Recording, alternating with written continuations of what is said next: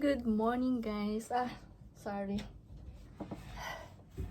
Welcome back again to my YouTube channel. My God, nasaan ba yung camera dito? Ayan. This video guys, gusto kong ibalik ang aking dating alindog. Alindog ng ano? Saan ba yung alindog?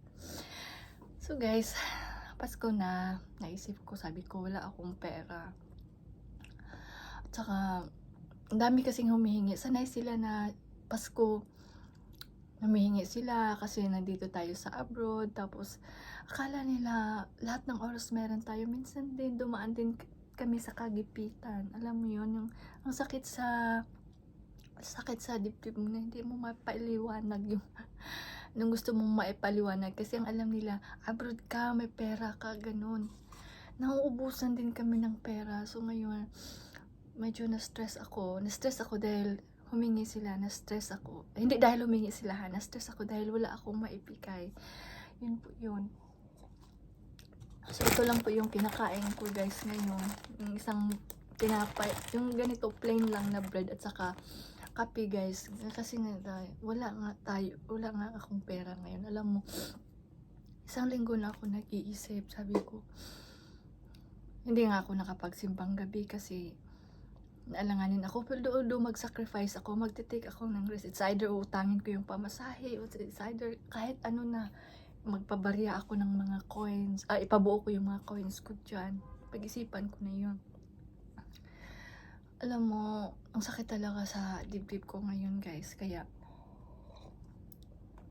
dito ko na lang dito ko na lang ilabas. At sana sabayan nyo ako guys sa aking pag-i-emote dahil hindi din kasi madali sa akin eh. Pamasko dito, pamasko doon, hingi dito. Tapos ayun, alam mo yung please, maawa ka, ganun. Alam mo, nito talagang panahon, nito talagang December talaga. Minsan, nitong panahon, ito madalas dumadating sa akin yung mga pagsubok, yung iti-taste ka ni Lord na hanggang saan ang faith mo sa kanya. Ganun yun, yung alam mo yung naisip ko. Ganun yung ano ko eh. Tuwing Pasko, meron talagang mga ganitong mga trials. Oh my God. Hindi ko talaga lubos maisip na Pasko na kahit ako sa sarili ko, hindi ko ma-celebrate yung sarili ko. Pero okay lang. Kasi yun naman talaga eh. Ang Pasko ay puno ng saya, puno ng pagmamahalan, puno ng pagbibigayan. Oh gosh, hindi ko lubos maisip yan. Alam mo, napakalungkot. Wala talaga ako ngayon. Sana mapanood nila ito, yung video ko ito. Wala talaga. Ako nandito guys para sabihin kung masaya ba ako sa Pasko o hindi, malungkot ba ako dahil wala akong pera. Hindi yun ang nais ko kung iparating dito guys. Yung humihingi ako ng dispensa na wala talaga akong maibigay at hindi ko masasabi sa kanila yun dahil na-stress ako, nahihiya ako, hindi ako komportable na wala akong maibigay. Kumbaga parang guilty ako sa sarili ko. Tapos sana maisip din nila yun na minsan talaga kinakapos din ang mga tao. Kinakapos din ang kagaya naming mga OFW. Siguro sana makarelate din kayo sa akin na minsan wala kayong maibigay tapos napakalungkot nyo. Hindi tayo malungkot dahil wala tayong pera ha. Malungkot tayo dahil wala tayong maibigay. Kahit konti man lang. Alam mo yun, kahit konti man lang. Alam mo yung naramdaman ko ngayon na yung kahit konti lang, walang-wala talaga dahil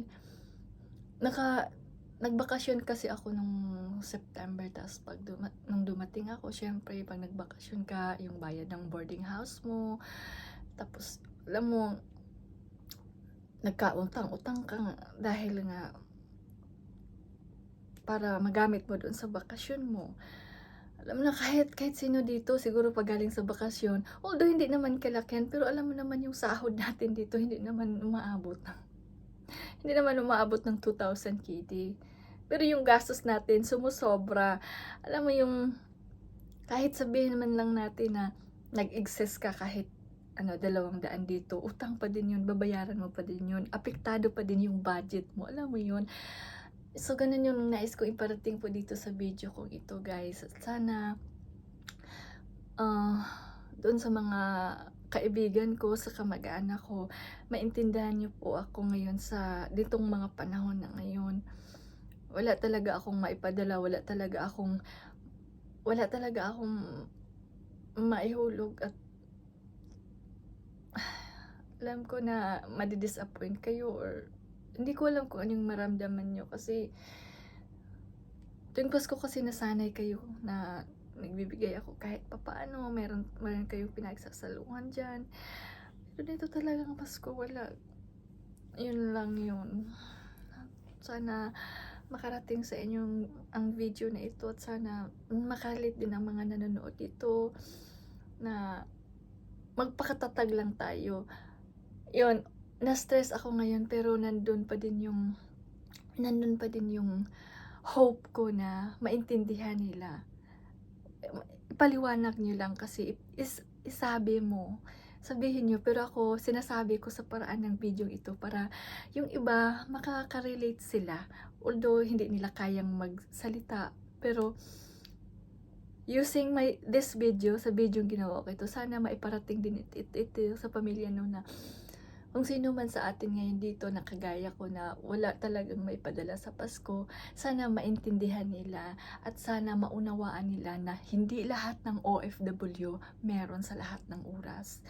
Nauubusan din tayo ng pera. Kasi ang iniisip nila na sa labas tayo, marami tayong pera. Hindi ganon. Mayroon din tayong mga pangangailangan. Mayroon din tayong mga pinagtustusan dito. So, sana makuha niyo itong video na ito at malinawagan nawa sila. At sana hindi na maulit. Sana mag-ipon na din tayo. Mag-prepare tayo na meron tayong mapagsasaluhan. Ako, kagaya ko ngayon, walang-wala talaga as in. So, salamat po. Salamat sa lahat.